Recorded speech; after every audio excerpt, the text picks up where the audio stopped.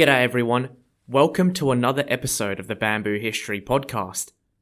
I'm your host Stephen, and for those new to this podcast, the Bamboo History Podcast is a podcast on Chinese and East Asian history. The podcast features a wide range of historical topics, from major events, personalities, to interesting stories about some random bloke in China hundreds of years ago.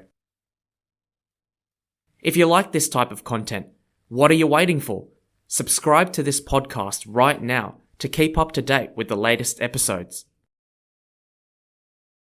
Today, we're going to talk about a story from one of China's most famous books. It's a story mixed with love, loyalty, brotherhood, deceit, and hopelessness. Without further ado, let's get straight into today's episode.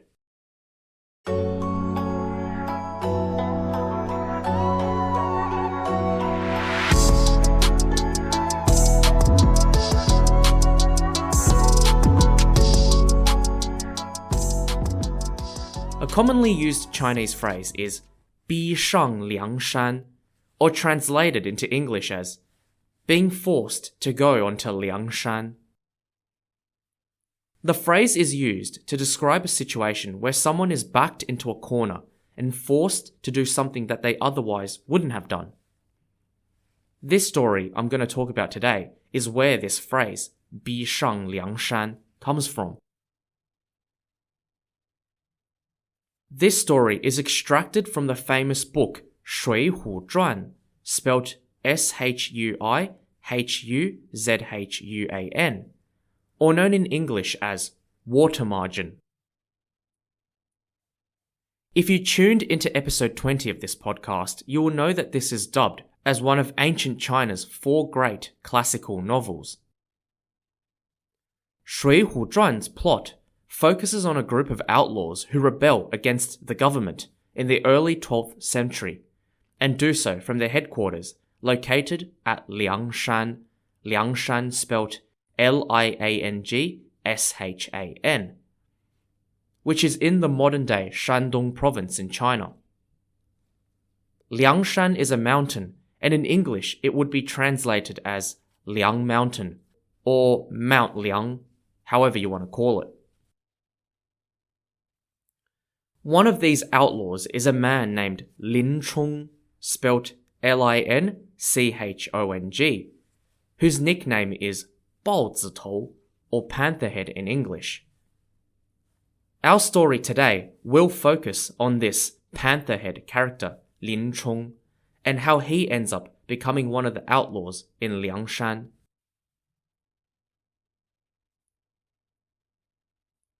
You see, Lin Chong was not always an outlaw. In fact, he used to be a law-abiding citizen, just like you and me. His life would have been a dream for many of us. He had an awesome job. He was a martial arts instructor for the Imperial Guards, which are the Emperor's personal guard. The book describes that the Imperial Guards numbered 800,000. He also had a beautiful wife, and he also lived in a comfortable home in the capital city of a thriving Chinese empire. Lin Chong had it all going for him. But like most ambitious people, it still wasn't enough. He wanted to rise up the ranks, and he wanted to gain more wealth and power. As luck would have it, the day finally arrived for Lin Chong where his life would be changed forever. For the worst. He was out for a walk on this day when he saw a large, buff monk working out in a vegetable patch. The monk's name was Lu Zhishen, spelt Luzhishen.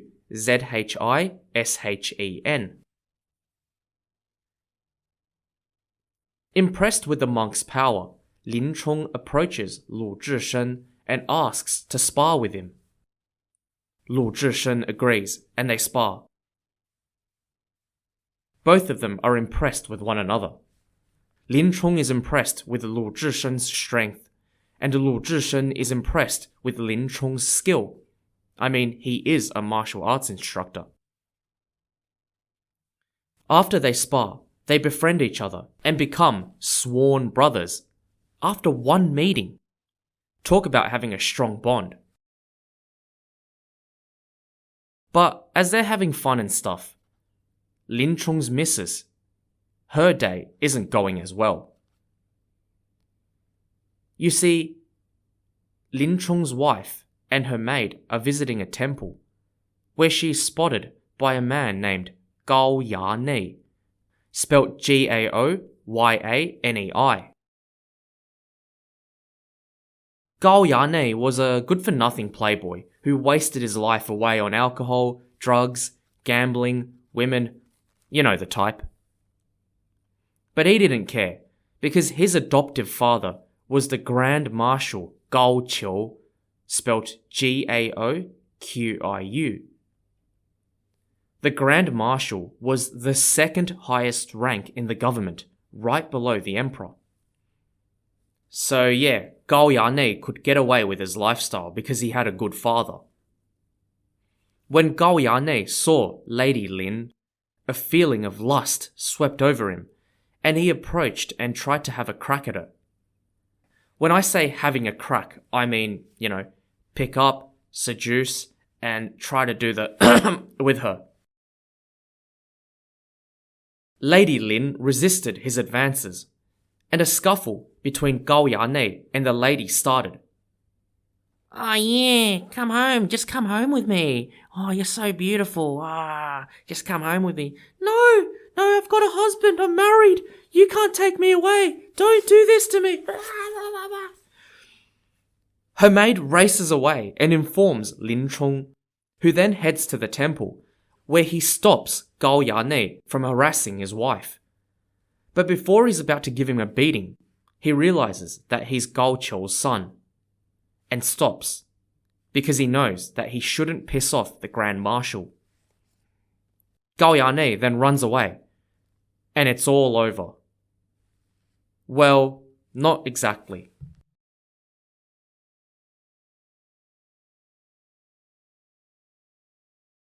Gao Yanei is furious. Being the son of a powerful and rich man, this spoilt and entitled knobhead didn't care if Lady Lin was married, and he wanted her all to himself. But Lin Chong was a problem. So Gao Yanei reaches out to a man named Lu Qian. Lu Qian, spelt Luqian, is Lin Chong's friend. Lu Qian had initially come to the capital city penniless, but Lin Chong, using his connections, set him up with a good job, and that helped Lu Qian rise up the ranks. But it seems Lu Qian is not the grateful type of guy, and when Gao Yanei approaches him for his help, bearing in mind this is to help him steal Lin Chong's girl, Lu Qian agrees. So one night, Lu Qian takes Lin Chong out for a drink. Whilst he is out, his wife is tricked by Gao Yanei's men to go to Lu Qian's house to pick up Lin Chong, who they claim is drunk and needs help. But that is obviously a lie. Because there, lying in wait, is Gao Yanei, and when Lin Chong's wife reaches Lu Qian's house, she goes inside and Gao Yanei pounces and tries to rape her. But her maid, who's also there, manages to escape and tells Lin Chong, who hurriedly goes to rescue his wife.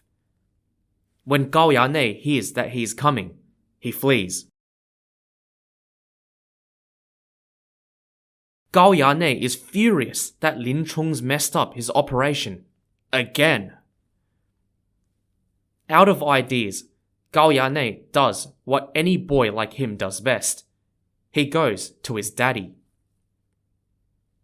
Gao Qiu would not have wanted to get rid of Lin Chong in the first place, bearing in mind what he does.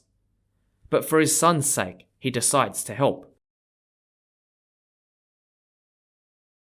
One day, Lin Chong is walking along when someone approaches him. Hey, mate.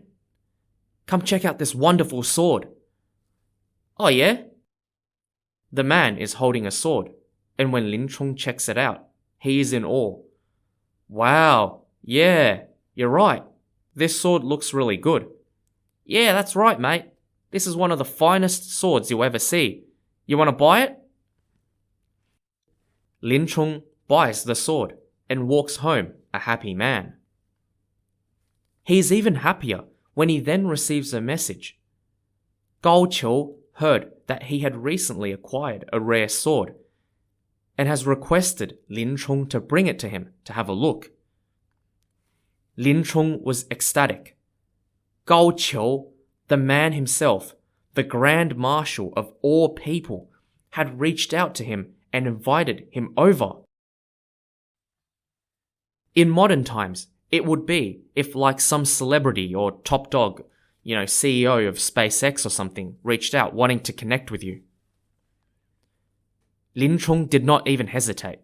He knew this was an opportunity to meet with the higher-ups, network, and perhaps even get a promotion. So on the day of the meet, Lin Chong followed a man to Gao Qiu's place with his new sword. Full of excitement, Lin Chong steps into the building and immediately gets surrounded by a group of soldiers.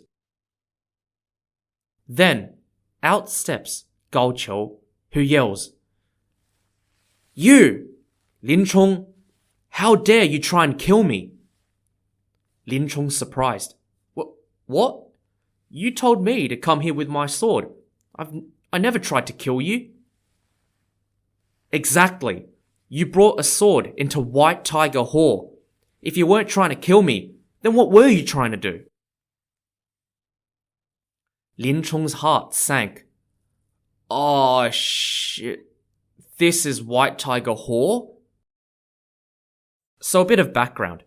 The White Tiger Hall, or Bai Hu Tang, is a place where top secret meetings are held by the highest ranking government officials, and bringing weapons into the White Tiger Hall is prohibited.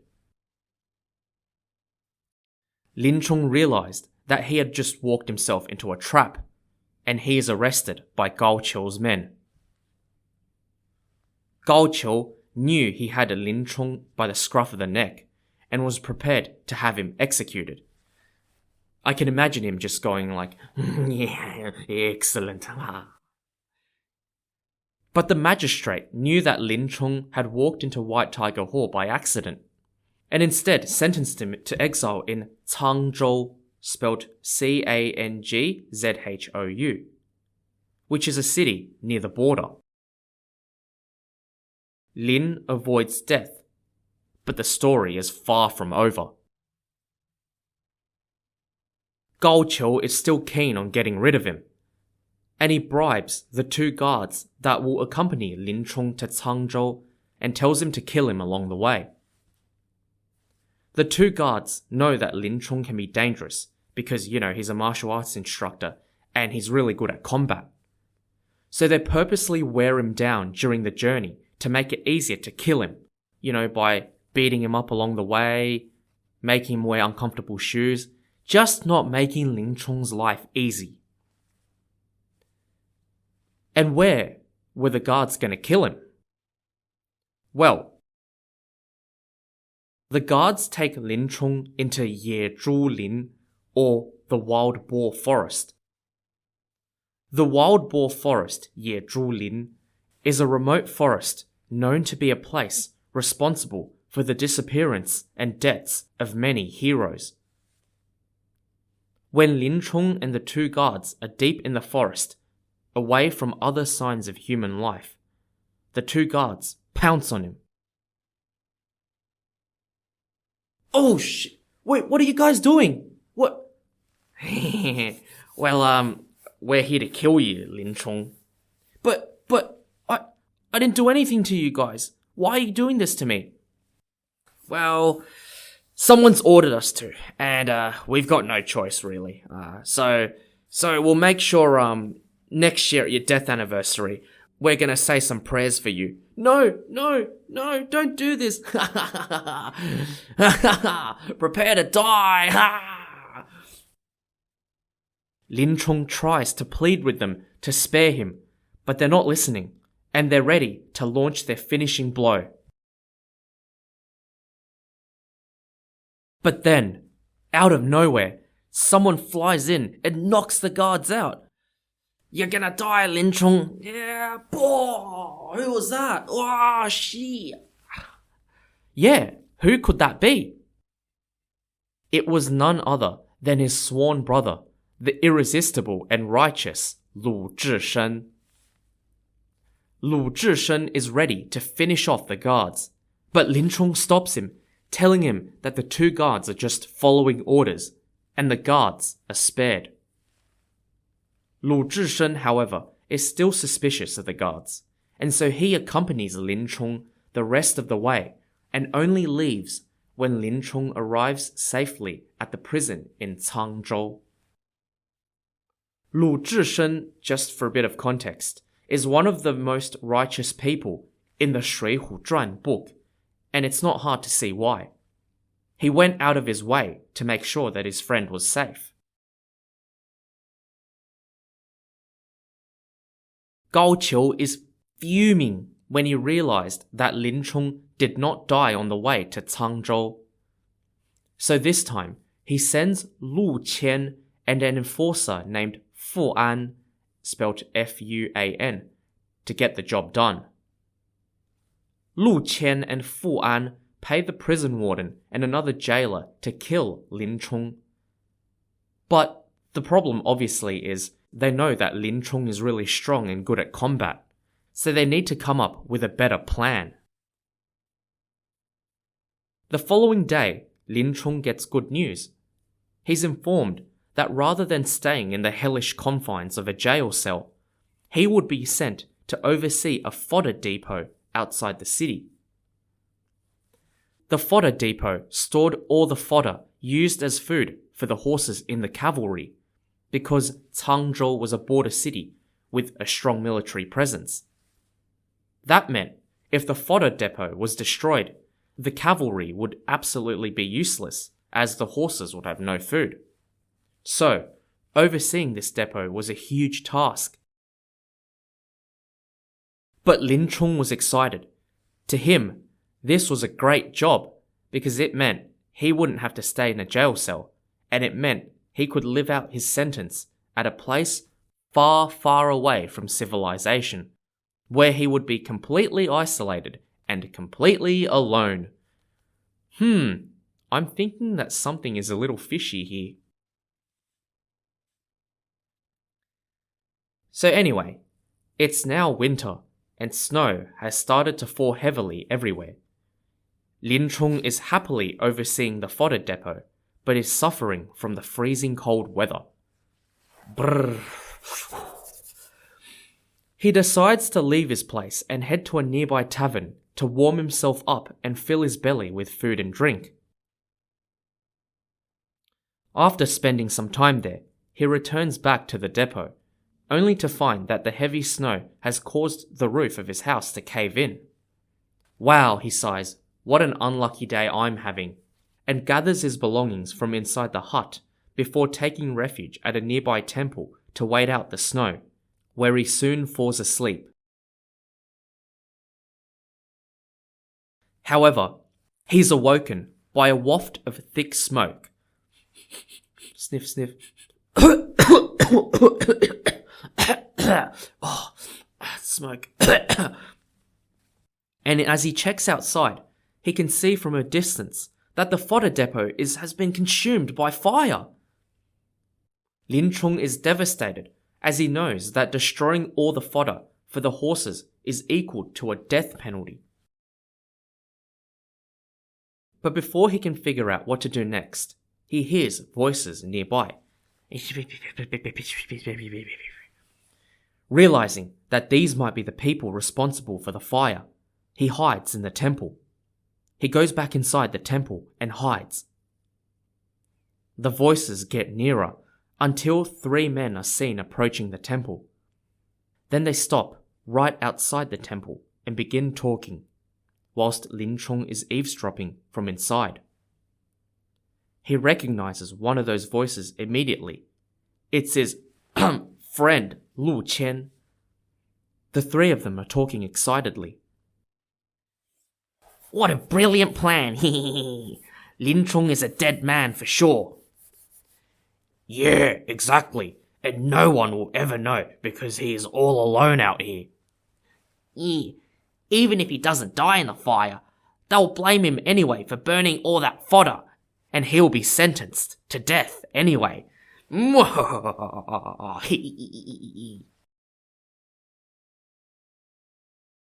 Chong finally realizes that he really has no other way to escape. Gao Qiu and his people will pursue him forever until he is dead. Consumed with anger at Gao Qiu and also at his friend for betraying him, he finally decides to fight back. He charges out of the temple and slays all three men. Take that! That's what you get for betraying me. Knowing that he has now committed murder, he has nowhere else to go, and eventually he goes to Liangshan and becomes an outlaw. So what happens after? Well, for Lin Chong's wife, it's a sad ending. With Lin Chong out of the picture, she is at the mercy of Gao Yanei, and eventually she kills herself to free herself from her suffering. The good news, however, is that Gao Yanei himself also has a bad ending. Lu Zhishen's men find him, kidnap him, and cut off his testicles. So yeah, in the end, karma got him, I guess. Lin Chong, however, has a slightly better ending. After joining Liangshan, he rises up the ranks amongst the other outlaws and becomes one of the main generals of their army. His story in Shui Hu Zhuan ends when he dies of an illness. And yeah, that's the end of the story for him. The phrase "逼上梁山" comes from this story, where Lin Chong, faced with threats of his life everywhere and unable to live the life of a normal citizen, is forced to become an outlaw. His story is relatable to many people today, and there are many cases where we are forced to do things that we don't want to do, but we have to because of the extenuating circumstances that we may be facing. It also shows the dangers of becoming an enemy of an authority figure, as in the case here. Lin Chong got in the way of Gao Qiu, even if he didn't want to, and that caused his entire life to spiral downwards. How many times have people in modern times been through the same thing and also suffered the same fate? His story is also a lesson on politics and social interaction.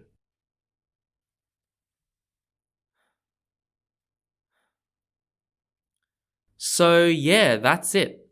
That's the end of the story of Lin Chong. There's going to be more exciting stories from the Shui Hu Zhuan novel that I want to talk about, so stay tuned. Before you go, don't forget, all of yous, to subscribe to my podcast, follow my Instagram, TikTok, visit my website. I'll leave all those details in the description box below. Thanks guys for your ongoing support. Okay, it's time to go now. Thank you everyone for listening to today's episode. Enjoy the rest of your day or evening, and I'll see you all next time on the Bamboo History Podcast. Bye for now.